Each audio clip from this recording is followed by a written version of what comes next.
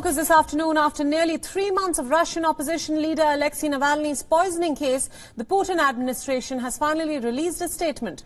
Russia's foreign minister Sergei Lavrov has made a startling remark. He says that the Putin critic could have been poisoned during his flight to Germany or even after reaching the Charité hospital in Berlin. У нас есть основания полагать, что все, что с ним произошло с точки зрения проникновения боевых отравляющих веществ в его организм, могло произойти в Германии или в самолете, куда его погрузили и повезли в клинику Charité.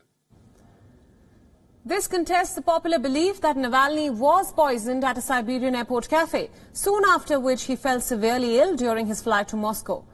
Kira Yarmish, who is the press secretary of Alexei Navalny, took to Twitter condemning the Russian foreign minister's claims. She called his position idiotic. She also reiterated that the Putin critic fell into a coma before he boarded the flight to Germany. After Navalny was transported to Berlin, the European Union and Britain imposed strict sanctions on 6 Russian officials, and some were among the highest-ranked officials in the nation.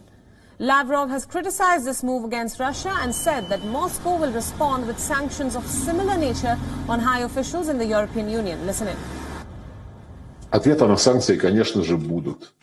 И поскольку санкции Евросоюза в связи с Навальным, санкции, подчеркну, локомотивом этих санкций была Германия, поскольку эти санкции прямо затрагивают руководящих сотрудников администрации президента Российской Федерации, наши ответные санкции будут зеркальными. Они уже приняты, об этом скоро мы сообщим нашим германским и французским коллегам. Эти санкции будут против руководящих сотрудников аппаратов руководителей ФРГ и Франции. According to reports from earlier this month, Navalny is still recovering in Germany. The Prohibition of Chemical Weapons body has conducted tests confirming that the poison used on Navalny was in fact a Soviet-era Novichok nerve agent. The opposition leader himself has asserted that his poisoning only could have been ordered by Russian spy masters, and adding that they wouldn't have made such decisions without Russian President Vladimir Putin's personal involvement. These claims have been vehemently rejected by the Kremlin. Now, for more on this story, political analyst from Russian international news agency Sputnik, Dmitry Babich, is live with us from Moscow. Thanks for joining us, Dmitry. My first question to you is, why after nearly 3 months of Alexei Navalny's poisoning case has the Putin administration released a statement now, and that too making such startling remarks? Well, because Russia did not want a conflict with the European governments because of Navalny's case. When Mr. Navalny showed the signs of extreme pain on that plane, Russia did not behave as if, Navalny was poisoned on the state orders, because the plane made an emergency landing. Mr. Navalny was brought to hospital where doctors put him in a medically induced coma.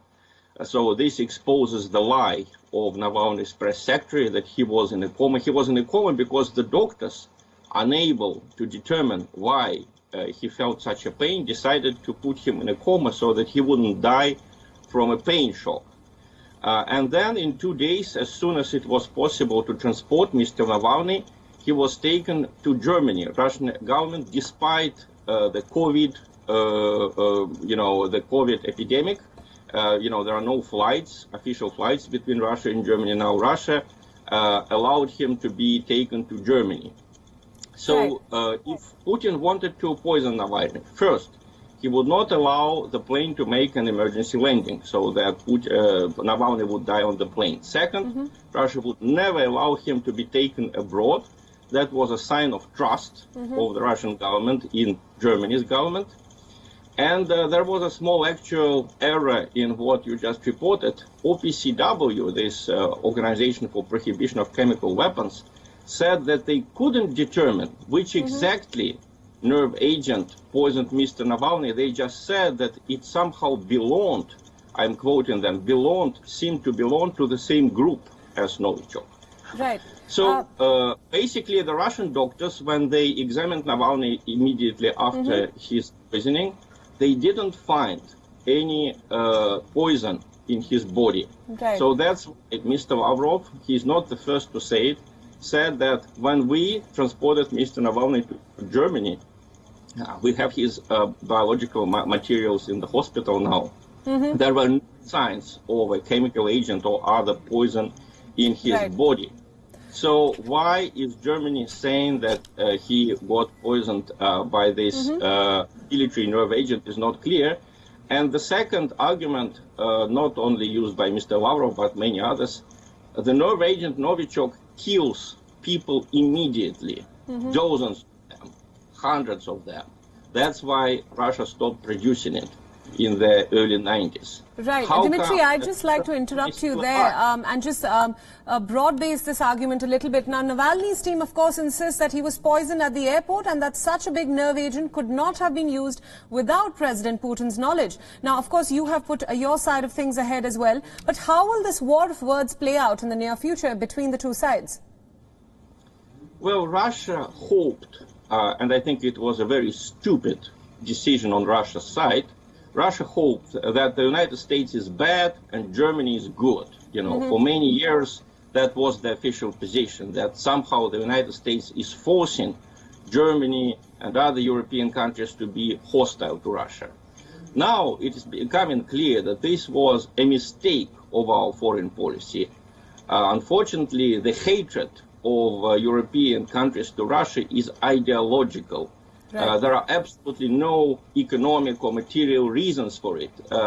France, Germany, other countries where ultra-liberalism won in the last few years, they consider Russia to be a reactionary state. So their hostility has ideological grounds. And their hostility is not less than the hostility of the United States. So I think Russia's conclusion will be to finally see it and say goodbye to illusions about Europe. I have been saying that we should do it for many years, but we Russians were very closely related to Europe culturally, economically.